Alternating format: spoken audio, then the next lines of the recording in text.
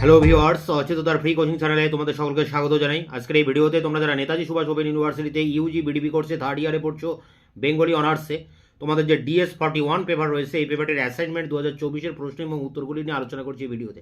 এখানে যে 10টি প্রশ্ন এবং উত্তর তোমাদের সামনে তুলে ধরছি, এগুলি খাতায় লিখে প্রিপারেশন নিয়ে তবে পরীক্ষাটি দেবে, তাহলে 20-তে 20 পাবে। দেখো, আলাউদ্দিন তার কাব্য পদ্মাবতী কোন সালে রচনা করেন? উত্তর হবে 1648 খ্রিস্টাব্দে।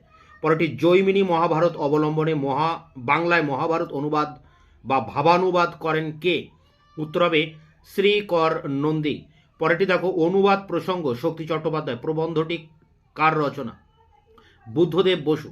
পরেরটি দেখো, বাসুদেব চরিত্র গ্রন্থটি কার রচনা? উত্তর বিদ্যাসাগর।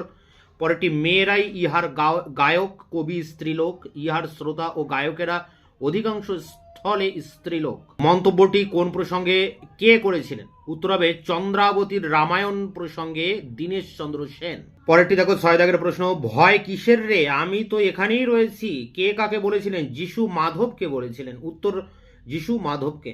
পরেরটি, শ্রীকৃষ্ণ প্রেম তরঙ্গিনী কার রচনা? রঘুনাথ পণ্ডিত। পরেরটি দেখো, মাওলানি দাউদের চান্দায়ন কাব্যগ্রন্থ কোন সালে রচিত হয়? 1380 সালে।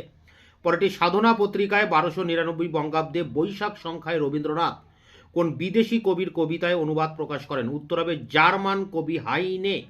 শেষ প্রশ্ন 10 দাগে, ওমর খৈয়ামের রুবাইয়াতগুলির মধ্যে নজরুল কতকগুলি অনুবাদ করেন? উত্তর হবে 197টি। তো এই ছিল তোমরা যারা থার্ড ইয়ারে বেঙ্গলি অনার্সে পড়ছো, তোমাদের DS-41 পেপারটির অ্যাসাইনমেন্টের কোশ্চেন অ্যান্সার। এর আগের কয়েকটি ভিডিওতে তোমাদের DS-11, DS-21, DS-31 এবং CC-11 এই সমস্ত পেপারগুলির অ্যাসাইনমেন্টের কোশ্চেন অ্যান্সার আমি দিয়ে দিয়েছি। তার লিঙ্ক দেওয়া থাকবে ভিডিও ডেসক্রিপশন বক্সে, ভিডিওগুলি দেখে নিও। এছাড়া তোমাদের আরও অন্যান্য যে সমস্ত পেপারগুলো আছে, খুব দ্রুত তার অ্যাসাইনমেন্টের অ্যান্সার নিয়ে তোমাদের সামনে ফিরে আসছি। ততক্ষণে চ্যানেলকে তোমরা সাবস্ক্রাইব করে রাখবে, বন্ধুদের কাছে শেয়ার করবে, ভিডিওটি ভালো লাগলে অবশ্যই একটা লাইক দেবে।